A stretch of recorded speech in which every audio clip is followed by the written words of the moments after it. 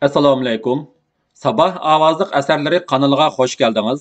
Kanalımızda Qaynam örkişi, Çalı tekkan o'q, Manas daryosidan qaytish, Anjambay, Sarson ruh, Qanliq iz, Qanliq edir, Turma xotirlari mahbus ruhlar, tarixiy tazkira asar Ediqut o'g'lonlari Mo'ytilar jamiyati, G'ini Batur, Eli to'lqinlari qatorliq romanlar, Sabit Damolamning qisqacha tarjimali, Xo'janiyoz hojining ish faoliyatlari, shoir Toyir Talib bilan Ro'zi Saidning mushoirasi, Abdurahim O'tkirning Tova deyman Tova nomli she'ri qatorliq asarlar bor.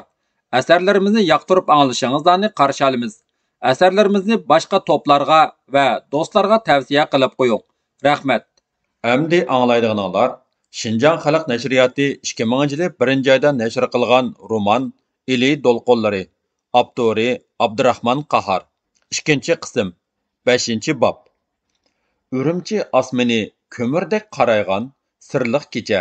Şinjan garnizon shtabi shu kunlarda toza asabiylashgan va har qanday tevishdan gumonlanadigan bo'lib qolgan edi.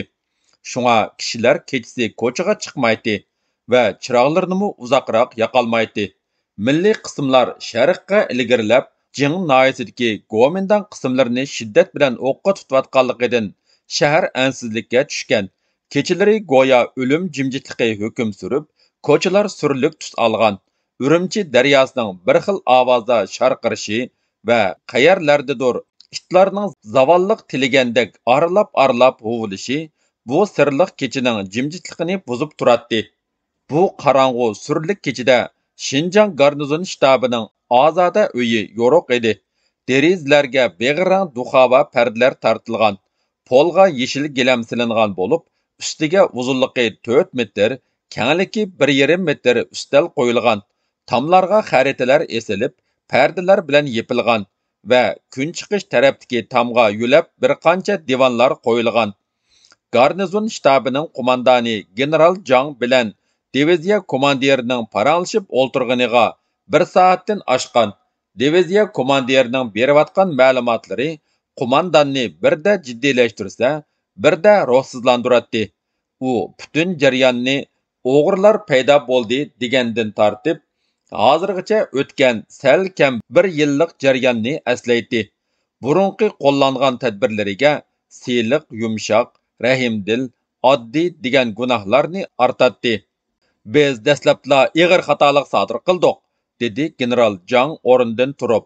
Nilqida o'g'irlar paydo bo'ldi deganda nima qilatdiq? Nasihat qilish umidi vatib, bir necha polik askariy kuch bilan biroqlab besib turib o'tish, hatto o'g'irlarning urug' tuqqanlari, bola chaqalari, tonish bilishlarini butunlay qirib o'tish kerak edi. Diviziya komandiri o'ziga qo'mondonning bir necha gunoh ortib qo'yishdan ansirab, eli vaqasini tinchitish uchun avatilgan Liu Bindimo hech ishni boshqa elib chiqolmadi, dedi. U qapoq bosh shunga o'ldi, o'lgandimi sharmandalarcha o'ldi. General tirikib qoldi va uy ichida u yoqdan bu yoqqa tez mingishqa boshladi. Uning tatirib ketgan chiroyiga qarab tik turgan diviziya komandiri qo'mondan qayoqqa mangsa shu yoqqa yuzlanib hurmat bildirmoqda edi. Oddiy bir tarjimon, xushomadchi shuncha cho'ng amalga o'stirildi. Ko'rdingizmi, bizdagi an'ana bo'lib kelayotgan odatni? Har qanday xushomadga masligimiz keladi. Bilimchanlikni, aqlliqlikni, tadbirchanlikni xushomad besib ketadi. U birdam jimib ketgandan keyin yana ishning beshiga, ansizchilikning tug'ilish sababiga ko'chdi. Kichik ishqa hargiz sal qarmaslik kerak. Hamma mag'lubiyat sal qarashdan tug'ildi, dedi general to'xtab. Avatgan qo'shinlarimiz qaytmadi. General Shiyingmo 100 ga yetmaydigan odam bilan aranla qochib keldi. Qandoq? Masli kichikmikan? Rahimdillikni tashlashimiz kerak. Amdi vaqti o'tdi. Uchqunni o'chirmak oson edi. Hozir yolqinga aylanib oldi. Urumchi atrofidagi va boshqa yerlardagi qo'shinlardan bir qismini oldingi safga tez yutkizsak, diviziya komandirining so'zi oxirlashmay turibla, qo'mondan uning gapini bo'libdi. Yo'tkash qiyin, bo'lmaganda oz yo'tkash mumkin. Hozir joylarning ahvoli yaxshi emas. Qutirash ig'ir, Urumchi, Turpan, Pichan, To'qsunlar, hatto Qashqarlardami o'g'irlarni qo'llash, harakat qilish, uyushush, ilg'a qichish yuz beryapti. Mundaq sharoitda u yerlardagi qo'shinlarni yo'tkizsak, buzuqlarga qulaylik yaratib bergan bo'lmamdiq. General kun qaplangan yumshoq divanga kelib o'ltirdi va yanchuqidan navatirang tamaki qutisini chiqardi. Diviziya komandiri saranga chaqdi. U tutashtirgan tamakisini kayni-kayndan bir necha qatim qattiq sho'rab chekdi-da, mundaq dedi: "Vaziyat yaxshi emas, komandir. Maytag'dan kuytung aydromidin isyon ko'targan qismlarimiz tutuq bermay qochib ketdi. Kayndan qo'g'lidiq, oldin to'sdiq, lekin bo'y bermadi. Mundaq ahvollar cho'chak taraflardimi yuz berdi. Urumchidagi ofitserlar maktabidinmi gumonliq o'quvchilarni qo'lga oldik. Qashqar, Turpanlardimi shundoq qildik. Lekin buzuqlar harakati pasaymadi.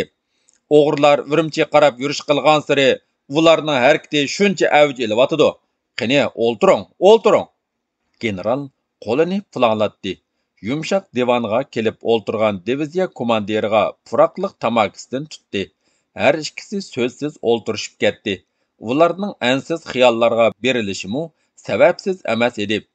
Urumchining kechasi surlik, jimjit bo'lgani bilan va har kuni kechasi har bir ko'chalarda 5lab 10lab qarovullar yurgani bilan tong atqanda kishilar ko'chalarning ko'rinarlik yerlarga yepishtirilgan tashviqot varaqlarini ko'rishib turadi. Shunga qo'mondan mushu sirliq kechalarda kimlarning qayerlardadir ili inqilobini qo'llab tashviqot varaqlarini besiyotganligini ko'z oldiga keltirib cho'nqur xiyollarga berilib ketgan edi. U albatta bunimi uchqun deb hisoblab yolqinga aylanib ketishidan ansiraydi. General Jang xiyoldan beshini ko'tardi-da, o'rnidan turdi va Shinjang xaritasi yeyilgan uyning o'ttirisidagi cho'ng ustal yiniga keldi. Diviziya komandirimi ustal yiniga kelib xaritaga engishib qaradi. Xaritada Shimoliy Shinjongning g'arbidagi yerlardan 12 qirliq bayroqchilar ilib tashlangan edi. Shunga ular xaritaga ko'ngilsizlik bilan qarashdi. Generalning ko'zi Jing noyasiga tikildi. U uzoq qaragandan keyin xaritadan ko'z uzmay turib savollarni yog'dirishga boshladi. Hozir bu yerdagi urush vaziyati qanday bo'lyotidi? Jiddiy tirkish bosqichda turyapmiz. O'g'irlarning askari kuchi qanchalik? 2 polik atrofi dedi. Bu yoqqa atlang'inichu taxminan 1 polik. Ular jingni ishg'ol qilmay, nimishqa yana bu yoqqa yurish qilyotidi. Kaynimizga o'tib olib, tahlika silishni qasdlavasi kerak. Yo'q, general xaritadan bosh ko'tardi. Uning peshonasi parqirab ketgan edi. Tushunyapsiz? Ular bizning kuchlarimizni bo'lib yo'qotmoqchi. Diviziya komandiri qo'mondanning deganini tushunmadi. Shunga ko'zlarini parqirtib, uningga tikildi. Ular tog' bag'ri bo'ylab kelyapti. Shundoq, u xaritaga tikilib turib mundaq dedi: "Ularning hozirgi yurish yo'nalishi o'xshamagan holda tosh yo'ldan bir qancha 10 kilometr yiroqlikda. Mushu yo'nalishda ular avval Chapayziga keladi, ondan Shixoga shimoldan hujum qiladi. Demak, ikki o'ringa bir vaqtda hujum qilmoqchi. O'g'rilarning razvedkasini bo'sh chaqilg'ili bo'lmaydi. Qarang, ular bizning ojiz yerimizni bilib olgan. Mushu ahvolda jinga qo'shin avatishdan mahrum qolamizda orqa safning qatnashi uziladi." Generalning qattiq tikilishi va jiddiy savolidan diviziya komandirining yuragi titrab ketdi. Lekin u ko'zini qochira olmaydi. Bir nima demay shuk turishmi afsiz edi. "Albatta shundoq bo'ldi, general janoblari. Bo'lib yo'qtish deganmi shu? Demak, Chapayziga mustahkam qo'rg'on yasash kerak. Mustahkam qo'rg'on. Tushunyapsiz? Mustahkam." U so'zining oxirini chin qilib varqirab aytdi. Diviziya komandirimi qattiq ovozda javob berdi: "To'liq tushundim, hurmatli general." Terlab ketgan general bayotin biri tutib turgan tamakisini tutashtirdi-da, qadamlarini asta yo'tkab, derizning yiniga bordi va uning qanotlarini ichivatdi. Salqin shamol isib ketgan uy ichiga yenik shivirlab kirishga boshladi. U ko'ksini ko'tarib, dam oldida Urumchining qorong'u kechasiga so'g' nazar tashladi. Sirliq kechining jimjitligi uningga surlik tuyuldi. Perdalarning lapildishdan badani shurkundi.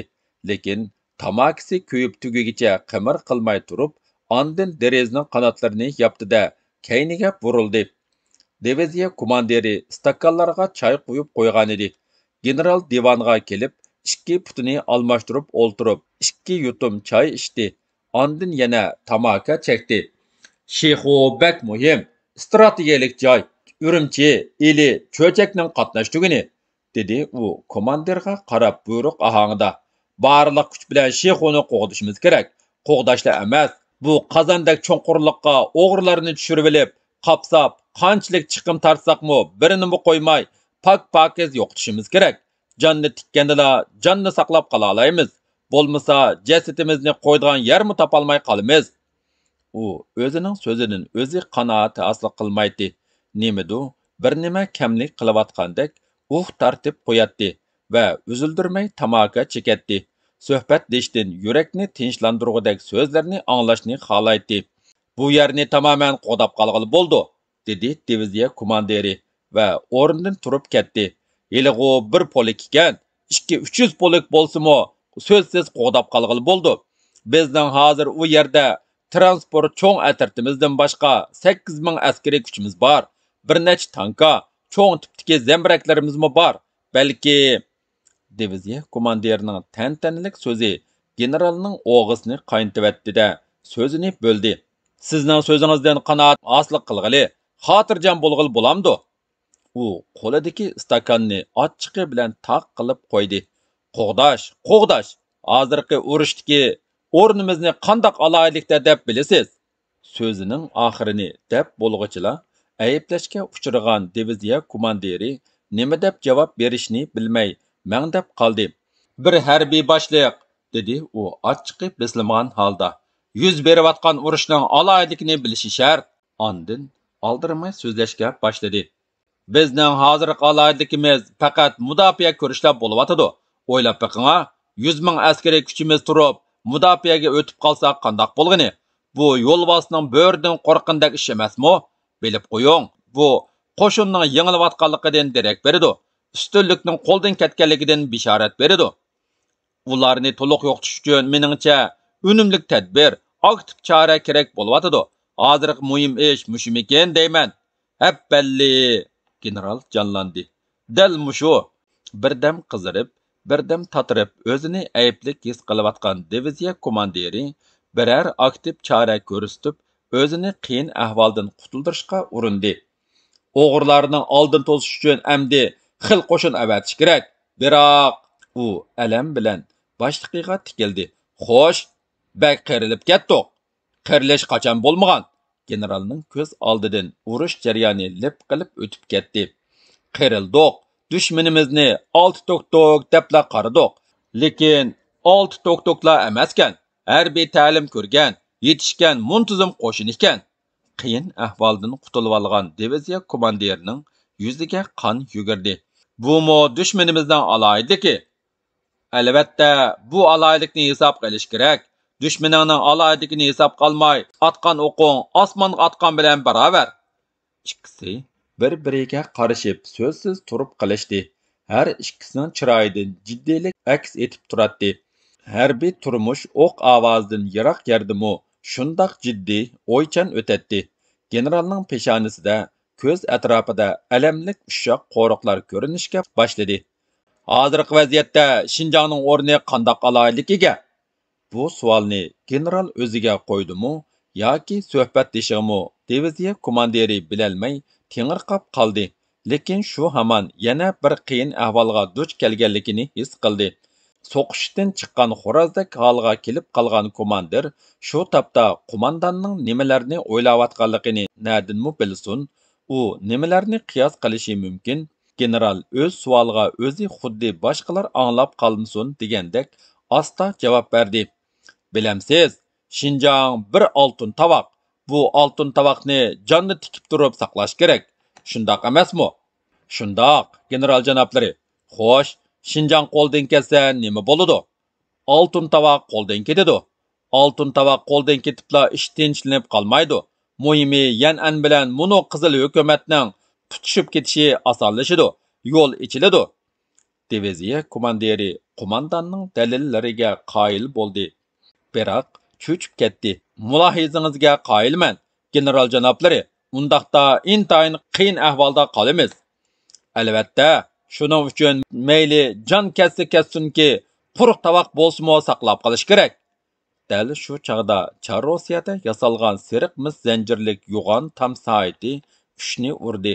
Soatning daranglagan ovozi xuddi tuyuqsiz urush boshlangandek yoki biror ansizchilikdan xabar bergandek qo'rqinchliq anglandi. Ikkisi bir-biriga qaramaslikqa tirishdi. General divanga kelib o'ltirdi-da, yana tamaka chekdi va uni 2 qatim qattiq shurab etdi. Hozirgi eng yaxshi chora yurishdikilarni bombardimon qilib qo'ritish. Ondan obdan halsirgan polkni chapayzida kuchlik bir polk kuch bilan kutib olish.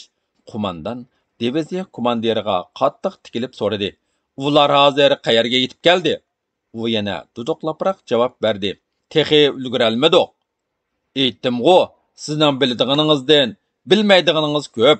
Har qachon shundoq. Qo'mondanning tari turildi-da, o'rnidan turib ketdi. Uning tamaka tutgan o'ng qo'li titrayotdi va qattiq vaqirdi. Aeroplan avatish kerak, aeroplan. Davomi bor.